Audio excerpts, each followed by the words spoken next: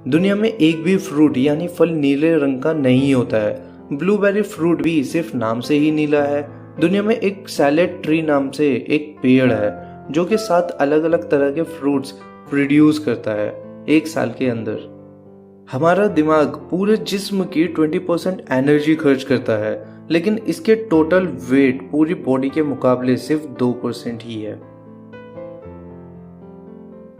एक पेंगुइन दूसरे पेंगुइन को सिर्फ ये चेक करने के लिए धक्का दे देता है कि समुद्र में इनका शिकार करने के लिए कोई मछली तो नहीं घूम रही है। जब कोई भी पेंगुइन किसी फीमेल के प्यार के चक्कर में पड़ जाता है तो वो अपने आसपास के पूरे इलाका छान मारता है वहाँ के सबसे कीमती और खूबसूरत पत्थर को तलाश करने के लिए, और ढूंढकर अपनी चोंच में दबाकर उसको प्रपोज करने जाता है।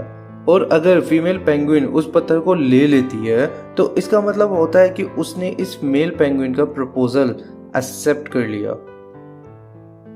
आमतौर पर मुजरिमों को सजा के तौर पर जेल में डाला जाता है ताकि वो एक अच्छा इंसान बन सके और दोबारा जेल के डर से कोई और जुर्म ना करे। लेकिन क्या आपको पता है कि यूरोप के आसपास के देश जैसे कि जर्मनी, इटली, नॉर्वे, स्विट्जरलैंड, यहाँ तक के जापान में भी ऐसी आलीशान जेलें हैं जैसे कि कोई 5 स्टार होटल हो। यही वजह है कि इन देशों में ऐसे लोग जिनके रिश्तेदार ना हो और वो अकेले हो तो वो जानबूझकर या तो चोरियां करते हैं या तो फिर कोई और जुर्म करते हैं ताकि इन्हें जेल हो जाए और वो यहाँ मजे से अपनी बाकी जिंदगी गुजार सके। नॉर्वे के अंदर हेल्टन प्रिजन के नाम से एक जेल है जिसमें कैदियों को खेलने के लिए गेमिंग कंसोल प्रोवाइड किए जाते हैं, यानी वीडियो गेम्स। इन जेलों के अंदर मिनी फ्रिज और घर जैसी सारी सुविधाएं हैं, सिर्फ बीवी बच्चों को छोड़कर। ये कैदी वीडियो गेम्स खेलने में इतने बिजी होते हैं कि अपने कमरों से बाहर ही नहीं आते। इसका इलाज गवर्नमेंट ने ये ढूंढा है कि कैदी को रोजाना $9 दिए जाते हैं सिर्फ इसके लिए कि वो डेली अपने कमरों से बाहर निकले और बाकी कैदियों से राब्ता करे और इनके साथ वक्त गुजारे। अगर इन जेलर्स की जगह देसी जेलर्स होते तो इनके अकल ठिकाने आ जाती। धर्म, राजनीति और पैसे के बगैर भी कोई रह सकता है क्या?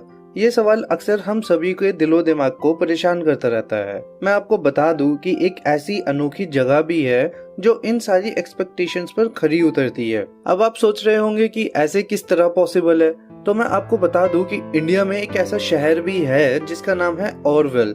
ये एक तरह का एक्सपेरिमेंटल सिटी है। इस शहर को मीरा अल्फासने ने 28 फरवरी 1968 को शुरू किया था। इनको इस शहर की माँ भी कहा जाता है। यहाँ के लोग रिलीजन के बजाय ह्यूमैनिटी को ज्यादा तरजीह देते हैं। इस शहर के बीचों बीच एक मदर्स टेम्पल है जो कि मीरा अल्फासनी के नाम पर है। यहाँ पूरी दुनिया के 50 अलग अलग देशों से लोग आते हैं। कास्ट, ग्रुप और रिलीजन के लोग यहाँ रहते हैं। फिलहाल यहाँ की पॉपुलेशन सिर्फ 2400 लोगों की है। लोग एक दूसरे की भाषा नहीं समझ पाते, इसके बावजूद भी वे अपना सारा काम बिना रुकावट के करते हैं। यहाँ लोग बाहर से चीजें इंपोर्ट एक्सपोर्ट करने के लिए ही सिर्फ पैसे का इस्तेमाल करते हैं। इसके अलावा यहाँ सभी चीजों के प्राइस मिनिमम है, जिस पे कोई तरह का टैक्स भी नहीं लगता है। कुछ साल पहले ब्रुनेई के सुल्तान हाजी हसन अल बोलकिया अमेरिका दौरे पर थे। अमेरिकन प्रेसिडेंट बैरक ओबामा ने मजाक मजाक में कहा था कि उसने सुल्तान को शॉपिंग कराने के लिए लेकर जाना चाहिए, जिससे अमेरिका की इकोनॉमी को मूवमेंट मिल सके। ओबामा ने भले ही ये बात मजाक में कही हो, लेकिन अगर आप ब्रुनेई के सुल्तान की संपत्ति और उनके शौक के बारे में जानेंगे तो आपको बैरक ओबामा की ये बात कतई भी मजाक नहीं लगेगी। अब आप सुल्तान के कार कलेक्शन को ही ले लीजिए।